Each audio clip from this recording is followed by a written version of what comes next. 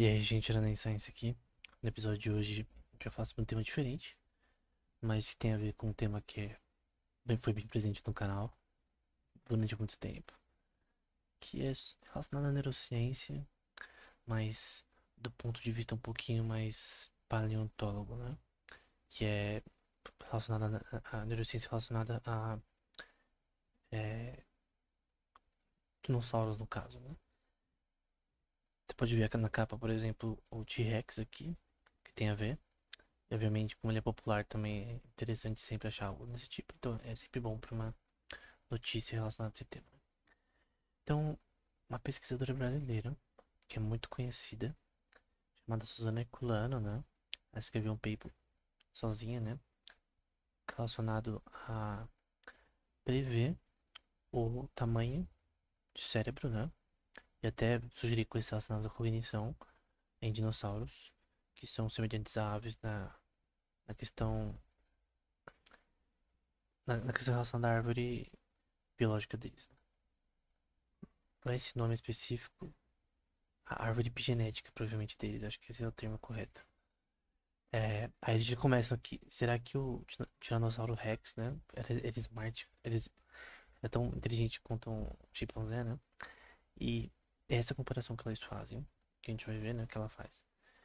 E tem algumas questões que eles vão dizer que são controversas. Esse paper, ainda que tá tendo bastante atenção, não tá sendo todo considerado com absolutismo, né? Até porque é um tema extremamente complexo, né? Porque você tem poucos materiais para se estudar. No caso da paleontologia, né? Se usa só os fósseis e tal como base para fazer algo complexo também, que é prever o tamanho do cérebro do animal. É, eles vão dizer, e também a Suzana cita no paper, que eu já vou mostrar, que a técnica utilizada normalmente para fazer isso, para medir o tamanho possível do cérebro relacionado à massa corporal prevista em dinossauros, por exemplo, a, o consciente de enfaticialização, né? De novo, que mensura o tamanho do cérebro relacionado ao tamanho do animal. Lembrando que o tamanho do cérebro não é documento, né?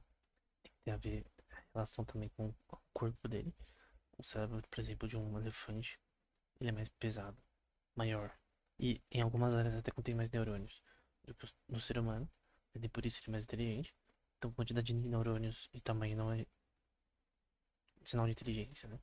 Mas a associação de corpo e ratio, eu não sei uma tradução para ratio, que é da massa, que é o tamanho dividido pela massa, não me engano, do corpo de vida, né? É o que se usa para ter uma adaptação melhor, né? Mas com certeza também não é documento. E aí a Suzana Herculano, né, faz é, usa essa forma diferente de é, usando um banco de dados relacionados à comparação entre mamíferos, répteis e pássaros, a relacionar com o cérebro do não só do Tiranossauro, mas a clássica que o Tiranossauro Rex está, né? A questão é que ela faz essa associação epigenética com pássaros, com o caso desses tipos específicos de dinossauros, né? Aqui é uma imagem 3D com relação à estrutura prevista do cérebro do Tiranossauro Rex. Aqui a parte do cerebellum, por exemplo, que é relacionada a movimentos motores, que no caso desse bicho grande deve ser algo bem assim, é importante, né? Aqui nervos faciais, é, nervo relacionado à audição, hipoglossal,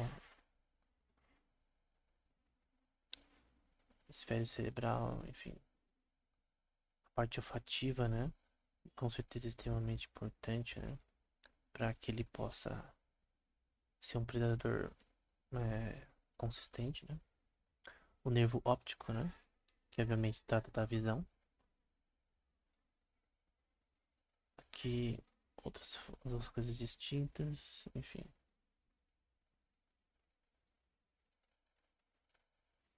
Enfim, é uma estrutura bem interessante aqui do cérebro dele.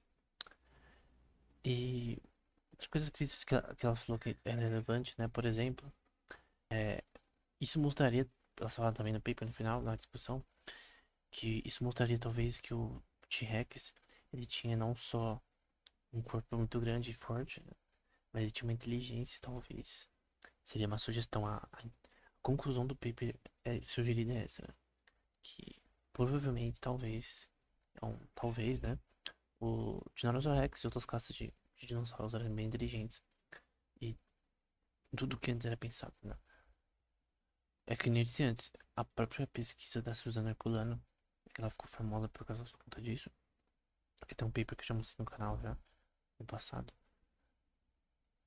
Era que também no documento. Então, tem várias questões relacionadas ao cérebro que não tem a ver com tamanho e nem quantidade de neurônios, né?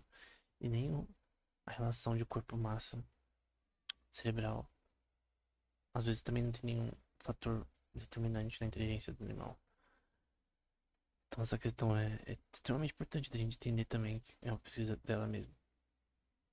Que eu acho extremamente importante também. Ela falou também que, por exemplo, a maturidade deles sexual era de 4 a 5 anos, enfim. Que eles viviam até o máximo de 49 anos, de forma semelhante a chimpanzés, né? Então, o paper é esse daqui. Então dá pra você ver aqui a Suzana Herculano. Até não sabia que ela tava na Universidade de Tennessee agora, né? Lembrando que ela é brasileira, né? E ela começa com essa tabela com relação a no, neurônios telencefálicos, dinossauros, pterossauros, espécies de pterossauros e a sua massa prevista, né? Estimada na literatura, né? O próprio notícia falou que ela usou um banco de dados aí para relacionado a isso para fazer a sua comparação. E aqui você pode ver também as espécies relacionadas a aves. E aqui os teropódios, né? Que vai ter aqui também, por exemplo, tiranossauros aqui. Nessa relação, né? Que no caso aqui é essa parte aqui, essa coluna aqui é da massa do corporal deles. Dá pra ver que o Tiranossauro e o Tiranossauro Rex é bem pesado. E aqui é a relação relacionada à massa cerebral. Com relação ao peso deles. Corporal, né? E a relação que ela faz aqui, epigenética, por exemplo, é, dessa essa semelhança aqui desses tipos de dinossauros com as aves, né? Essa relação é importante para fazer a distinção dela, para a técnica que ela usou para fazer essa distinção de tamanho, é, da predição de tamanho correta relacionado a esses animais, né? Aqui a gente tem um exemplo, por exemplo, das gramas relacionadas ao chimpanzé, 400 gramas aqui do cérebro, e aqui com dinossauros que são epigeneticamente parecidos com pássaros, tem a ver com pássaros, né? E aqui com répteis. E dá pra ver que o dinossauro Rex, entre outros, né? Iguanodon, dinossauros, estão nessa classe e podem partilhar a visão delas. Pode ver, por exemplo, que a previsão desses daqui, como Stegosaurus, foi bem menor, 23 gramas, enfim. E lembrando, também no documento. Mas, é, por isso que talvez o paper é controverso, né? Porque talvez a conclusão de que o Tiranossauro, por exemplo, Rex, seria mais inteligente ao ponto de ter a inteligência de um babuíno, enfim, de chimpanzé. Talvez não poderia ser tão colocada no paper da forma que foi. Essa na minha opinião, no caso, é o que estão falando na notícia da Science, né? Ela vai dizer aqui, por exemplo, que esses dinossauros que são tamanho de elefante da vida, carnívoros, bípedes, é, têm uma cognição como de primatas ou babuínos, e que isso deve ser extremamente competente para fazer eles serem bons predadores, né? Então, se esse paper estiver correto, é, tanto o Dinossauro Rex e outros dinossauros da mesma classe, né, eram extremamente inteligentes, mais do que era pensado, talvez. E obviamente, a gente não tem como é, ter a parte comportamental à vista, né? Que em estudos psicológicos relacionados a animais, a gente tem que sempre desenhar uma linha entre a parte neurocientífica e a parte de comportamento. A gente não pode ver o comportamento desses animais de nenhuma forma. Só é, desenha teorias que estejam relacionadas ao que a gente vê nos fósseis, né? Mas, é, assim, é um paper interessante que tem que ser comprovado por outros papers. Eu creio que com a atenção que esse paper foi dada, né? Talvez isso aconteça logo, né? Então pessoas vão tentar usar a mesma técnica dela para ver se isso realmente funciona e se realmente é um jeito legal de medir. No caso dessa classe de dinossauros, né? A, a cognição deles e a capacidade deles relacionadas ao tamanho do cérebro e tal. Então é tudo muito primitivo, mas ainda assim é interessante, né? E principalmente para simulações, por exemplo, computacionais numa área chamada inteligência artificial aplicadas a criaturas, né? Que, artificial creatures, né? Que é literalmente criar criaturas artificiais no ambiente virtual.